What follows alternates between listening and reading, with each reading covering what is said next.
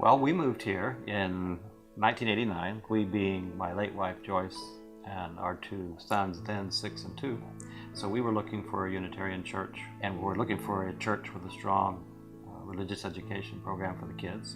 As it turned out, we loved the place, and we integrated really quickly into quite a different array of activities.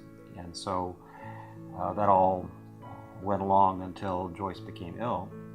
She developed breast cancer, both during her illness and afterward. This church community just stepped up in a way that was remarkable. When my husband passed away, and the church was there for me. I think an hour after she learned of his death, Kathy Keith was at... Oh yeah, filled the house. It was even just all through that time, and a year later. John's son, AJ, came at the request of one of the adults to see if he could help out with Mason. Mason was a third grader, he was 8. AJ was a senior, and he was 17. Mm-hmm. And within minutes, AJ came over and he was talking about a lot of things that intrigued me at an adult level. And I talked to people and they said AJ was a pretty good kid. So he came and became a really good friend of Mason's. At one point, we were going to a Boar's Head feast. So AJ asked John to sit with me. AJ knew what he was doing. What was a year and a half later, we got married and AJ was the best man. It was right. We never really figured out whether AJ did it for him or if he did it for us. But our kids feel like this is home because they just feel like they belong and they own it. And so instead of being afraid of church, instead of seeing it as a drag, they see it as a real home.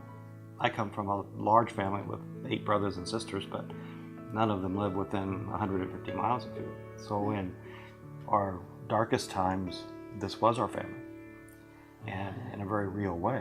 We've had that experience of feeling that support, and so we kind of, I think, feel the need to give back. So we do. Yeah. The jobs come and go, spouses, but the church has always stayed secure for us.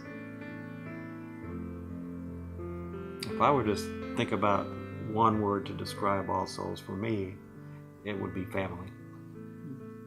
There are people in this church who were at Joyce's memorial, at Mark's memorial, at our wedding, at AJ's award for choir, at Evan's senior sermon, giving a Buddhist prayer, at Mason's senior sermon where he described his journey towards being admitted to TVU, where his father worked and where that was a legacy.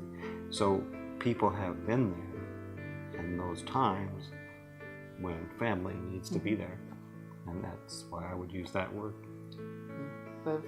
They've been at more of our significant events than some of our blood relatives. So That's true. They're there in the important moments for us.